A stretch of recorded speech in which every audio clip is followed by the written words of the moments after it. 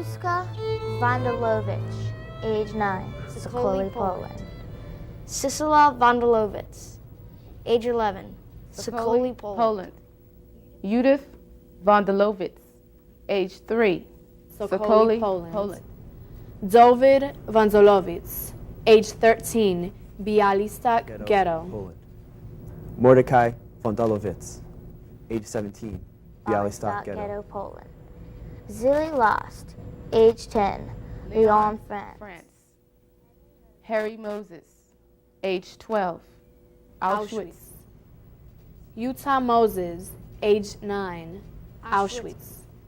Helene Udalutz, age 9, Auschwitz. Inga Gertz, age 9, Auschwitz. Sarah Kukowski, age 9, Auschwitz. Freddie Haberfeld, age 12, Gertz Labor Camp, France. Judith Smirnov, age 3, Sokoli, Poland.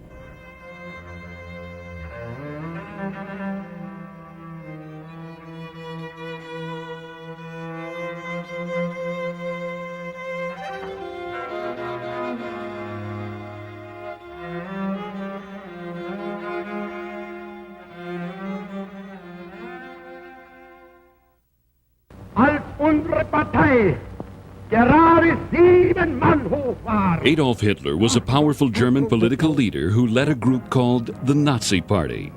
A World War I veteran, Hitler tapped into the Germans' humiliation over having lost the war. He became very popular and was appointed Chancellor of Germany in 1933. Hitler dreamed of creating a master race of blue-eyed, blonde people who would rule the German Empire, called the Third Reich. Hitler believed that certain groups of people were not good enough to be a part of his plan. His main target was the Jews, whom he hated simply because they were Jews. At first, Hitler began by passing laws and making things difficult for Jews, Catholics, Gypsies, and homosexuals. Under Nazi rule, Jews lost their jobs and could not go to school. Hitler publicly blamed the Jews for the country's problems and encouraged the German people to hate them. Hitler closed Jewish businesses and forced the Jews to live in confined areas of the city called ghettos. Their only crime was being different. As hate began to grow against the Jews and others, Hitler became more bold. When World War II started, Hitler carried his ideas all across Europe as Germany invaded country after country. Soon Hitler's web of hate began to close in on the Jews and other groups and threaten their lives. They tried to hide and run away, but few people or countries would take them in. The next step Hitler took was the final solution, a plan to wipe out the Jews and everyone else he hated. He sent these people to huge concentration camps, which he built to imprison and murder them. The Nazis searched for all the Jews, Gypsies, and others. They were rounded up, herded into cattle cars, and sent to the camps. Many were tortured, murdered, and burned in ovens, or simply worked and starved to death. This is called the Holocaust. In a few short years, Hitler murdered 13 million people. 6 million of these victims were Jews. 1.5 million Jewish children were killed. Some were lucky and strong and managed to survive. A few are still alive today to share with you how it feels to be the target of hatred. Kitty Sachs escaped from Vienna, Austria, and was hidden in a convent in Belgium. David Katz lived in hiding with a French farmer and worked with the resistance against the Nazis. Hans Lowenbach escaped arrest and lived illegally in Berlin. He witnessed Kristallnacht, the night of broken glass, and managed to escape to Shanghai, China. Esther Goldman survived the Bialystok ghetto in Poland and the Auschwitz death camp. What was your home life like before the Nazis? My father was a fruit merchant, mostly wholesale, imported fruits, exotic fruits. He had a little store front that was for the retail, but mostly wholesale, which he delivered to the merchants. And we had a very beautiful white horse, which I remember, by the name of Liesel. My home life was a good settled life, not that we were with our parents, but we had a tutor because father and mother worked in the beginning, both together. And the tutor was a Catholic woman who went every Sunday to church. And as she loved me like her own child, she saw me when I was born. She took me always along to church. Without that, my parents ever objected against it. The strongest memory of my father, of course, was the musical education that he gave me. Also my mother. I have to give both of them credit because I studied with both of them. Well, my mother had a large family. My father died when I was 7 years old. My mother had 10 children. It was a hard life for her, but we were a happy family. We were a religious family. We didn't know anything else than being an Orthodox Jew. And no matter what we had, we were satisfied and everybody was happy until the German occupied Poland. How did your life change after the Nazis came to power? Well, Kristallnacht was in November 1938. I remember very well in the afternoon when Jewish people were coming home from work, they were stopped on the streets by roving gangs of Germans, mostly Gestapo agents, and a lot of them were beaten and dragged through the streets. Later on in the evening, a lot of the libraries and schools were raided, and all books have anything to do with Jewish life or written by Jewish authors were thrown in the streets and burned. First, they passed a law, all Jews shall wear the star. It's right in the back of me. And I remember wearing the star. I was very proud to wear the star. Why shouldn't I wear a star? And then Jews, and this was later on, Jews could no longer use the public transportation. No Jews was allowed on the bus, on the streetcar, on the train. Jews, we weren't used to not to obey. We always obeyed everybody. So if they told you to wear the star, you wore the star. But when the Germans came into Poland and they occupied my small town, the first thing what they did, it took out all the men. Even my brother-in-law disappeared. We never heard from them. We don't even know where they were killed. It became obvious when the Germans came in and confiscated my father's business. And later on, an officer of the Wehrmacht, or an officer, came over on a Sabbath evening, interrupted our meal, which to me was very important to sit together with the family. And he came in with these black boots, looked over the apartment, which he loved. Well, it was nicely furnished, and said, yeah, I think I'll take this apartment, just like that. And because I couldn't, at 6 years old, you don't comprehend everything that's going on, but I found it a little bit disturbing that this stranger would come in, this individual would come in on a Sabbath evening and just say, I'm taking over your apartment. So we knew that something had to be done.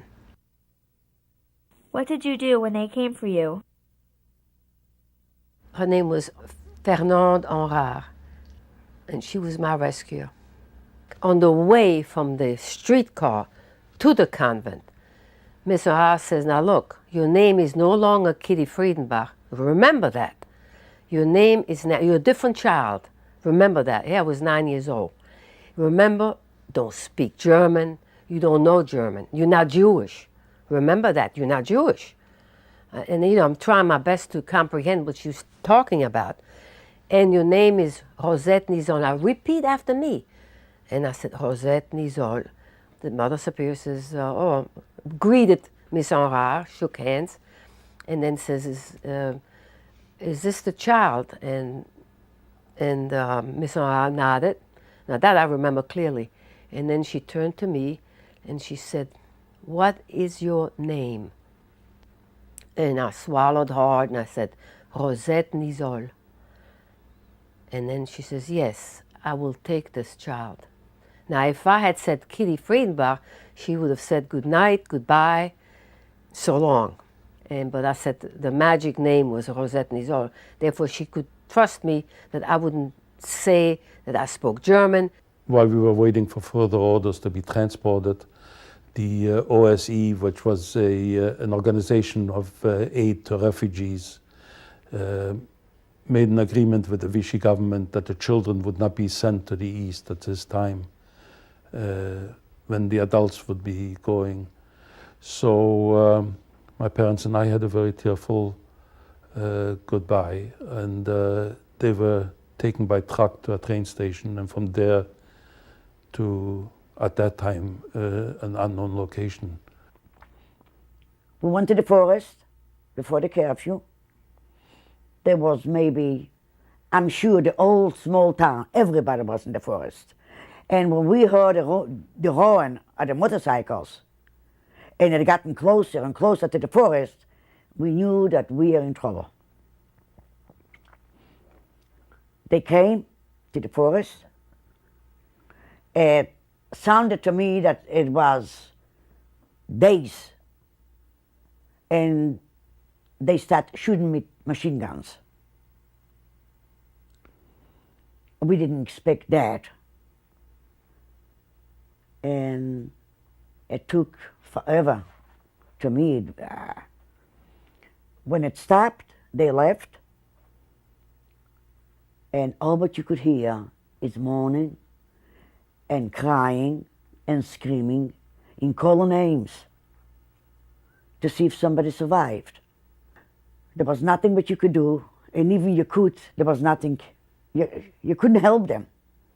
Even somebody was still alive, you couldn't take him and take him to the hospital or do something for them. You couldn't do anything. And when I realized nobody's there, not my mother or not my sister or not my brothers, I was just wandering around, and I was thinking to myself, what am I going to do now all by myself? What happened next? When the train stopped, we realized that they told us that you're in Białystok Ghetto. We didn't see any signs or something for Białystok Ghetto. We couldn't see the sign when we were driving, in the train. So when we got there, they told us we got to be disinfected. And when I walked out, there were some families that came to pick up the people. You see, in the ghetto was a very small place. What does it mean to live illegal in Berlin? You cannot go home because you feel that is the first place they will look for you. So every night I had to look for a place to sleep. That was the only time when people were not on the street.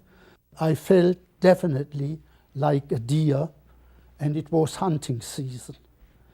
Well, the priest put me in touch with the leader of one of the resistance group, and that was the group that I was most familiar with, because they hid in the woods not far behind the farmhouse where I was.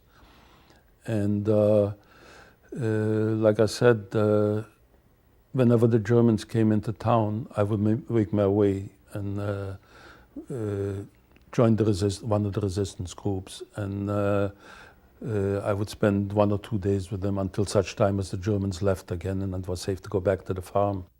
Coming back from one of those trips where I delivered messages to various resistance groups, I found myself all of a sudden surrounded by about 20 Germans, and they motioned for me to raise my hands, which I did. What did they say? Well, they told me in German, Hände hoch, hands up, and I pretended not to understand, so they motioned me with the hands to raise my hands. Of course, I couldn't let on that I spoke German, because then they would have questioned how come you speak German, and eventually would have found out that I was Jewish.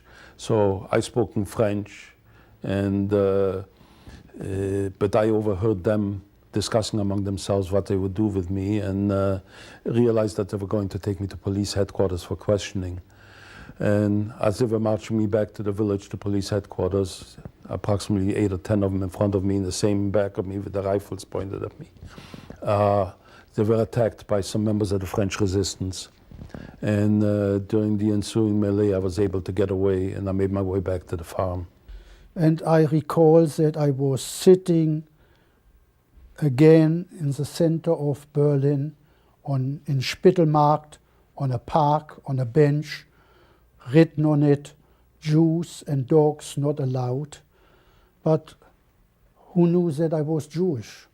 And when I looked up, I saw an SS man, but I saw also the eyes of a schoolmate with whom I went in Lübeck to school from the beginning to the end. And when he spoke with me and I spoke with him and I told him my story of my swim to Denmark, he said, "You have not to swim, why don't you get a passport?" So how can I get a passport? I would not get a passport. They would take me in. So he said, "I get you a passport, give me 2 pictures." Not knowing if he would come back, I asked him if we could meet in 2 days again, and I would try to get the pictures so that I can get the passport. And believe it or not, he was there. And he not only had a passport for me, but he brought even a stamp along. And the pictures he fastened, stamped them, and now I had a real valuable German passport. Later on, I thought often, why did he do it? And I came to the conclusion that all of a sudden, I was not in his eyes the Jew, but a human being who went with him together to school. And a human being you don't kill. The train starts going, everybody starts crying and screaming and pushing each other. There was no place to be pushed. Now, if, for example, a mother was holding a baby, and somehow the baby slipped out of her hand, she couldn't even bend down and pick the baby up. And the train was so big. And the shooting started again if somebody jumped. And we were going and going and going. I think we must have gone a whole night. And no water and no nothing, and no food, nothing, absolutely nothing. And the next morning we finally came to a stop. And the first thing what I seen was, to my left when I got out of the train, was sitting an orchestra and playing. And then when you looked up in the top, it says, Arbeit macht frei. There was a sign in Birkenau. And finally, when you got in inside, pushed in the camp, we seen a SS. He was tall, slim, and he carried around a whip. It was so long, to me it looked like God might he could reach any place with it. He started marching around and telling people, 1, left, right, left, right, left, right. That was your destination, what he said. And then all of a sudden, I saw something, what I thought that is not going to be so bad after all. Because I seen some ovens, and I thought they were burning it to make it warm for us. So I must have been so stupid I couldn't understand anything. It was 2 crematoriums burning. And in the middle of the room was a big table and a lot of people were sitting there. Most of them were men, I remember. And until it came to me, I realized they told you to lift your left sleeve. And they put some tattoos on your arm. That meant you do not have a name. That is your name, and you better remember. Because we are not going to call you by your name, and if you don't remember your number, you're in big trouble. What kept you alive? Well, the closeness, our family life. We were always together, and we functioned together, and I think that helped me survive, knowing that sooner or later this nightmare would be over, and I'll be reunited with them, all of them. The priest was very, very sympathetic to the Jewish cause, and I remember to this day him telling me, he says, you know, at that time I had assumed the name of Daniel. He said, Daniel, the Germans have taken away your parents and your belongings and all your family. He says, one thing they'll never be able to take away from you, and that's your Jewish heritage. So I have not forgotten that to this day, and I try to live up to that. Everybody's asking the same question. How did you survive? I didn't do anything particularly more than anybody else to survive. No matter what happens in the world, there is always one or two surviving, and maybe God wanted me to survive. Where were you when the war ended? We all got dressed in our uniform. Everybody wore a uniform, a gray uniform with a white collar, and the sisters would take us among all the confusion out there, the chaos. It was chaos. You know, the Germans retreating and the shooting on the streets. Here to take us out, you know, to watch all this. I was elated. I wanted to run away, but I just held back. And because the Belgian people, they greeted the Allies, the British, with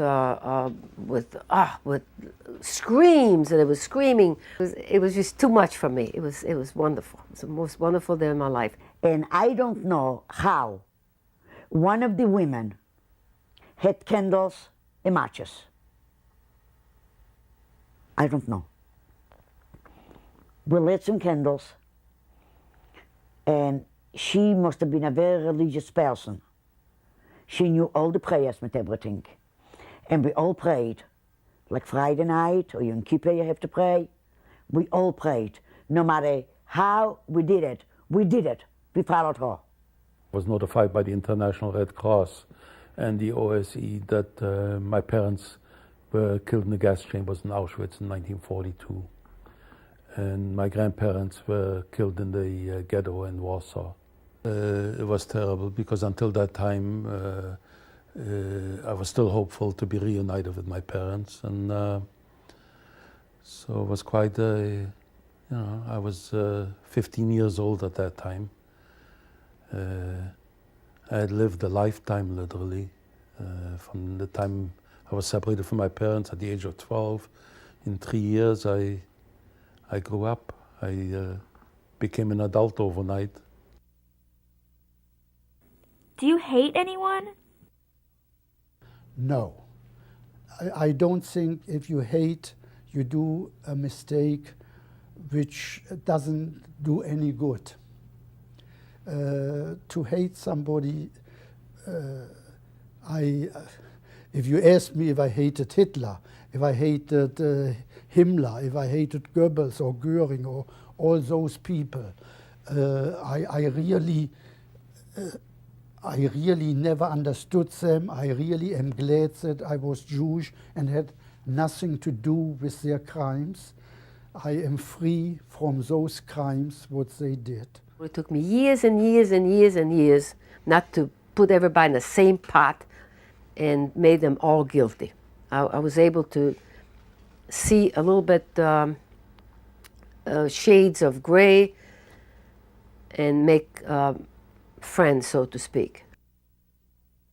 Final words. No, I never lost my faith in God. And also, some of the children ask me if I ever regretted being Jewish. And of course, I don't. I'm proud to be of the Jewish faith. And I make it clear to the students that I speak to that they should also be proud of whatever their heritage is. What I can't understand to this day is you live in a neighborhood and your neighbors are being dragged out in the middle of the night and you say nothing. I mean, if your neighbors are being dragged out in the middle of the night and you say nothing, then you're just as guilty. You're just as guilty. We all human beings. And if somebody comes to you and tells you that that person is black or white or Jew and they not wanted to be here, and if you listen to them, they do exactly the same thing than the other one. Don't listen to anybody. Just do what your heart, your own conscience tells you to do. Don't hate people. Don't look at the color. If somebody tries to make trouble, if you can to prevent it. There are things you cannot say.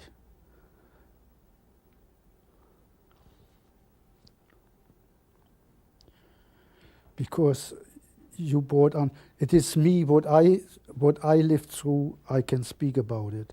But when I think of all those whom I knew and how they ended, all those who were brave enough to stay in Germany as Jews to help others, were all put on the wall and shot.